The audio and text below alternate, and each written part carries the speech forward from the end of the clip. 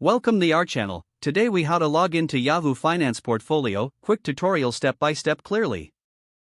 Open your web browser. Type Yahoo Finance in the search bar and press enter.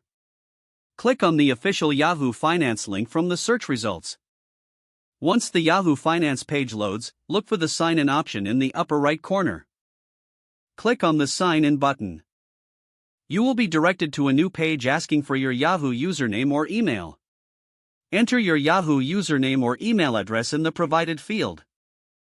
After entering your username, click on the Next button. You will be prompted to enter your password. Type your password into the password field. Once you've entered your password, click on the Sign In button. You should now be logged into your Yahoo account. From the main page of Yahoo Finance, locate the My Portfolio tab.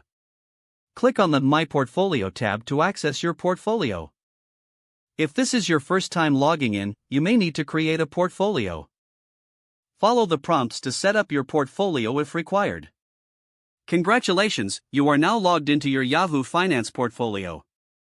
If the page does not load, refresh the browser or try again in a private or incognito window. Make sure you are using the correct email address, then retype it carefully to avoid small typos. If your password is not accepted, use the reset option and create a new strong password you can remember. Check your spam folder for verification or security emails, then complete any requested confirmation steps. Enable two-factor authentication if available to improve account security and reduce unauthorized access risk.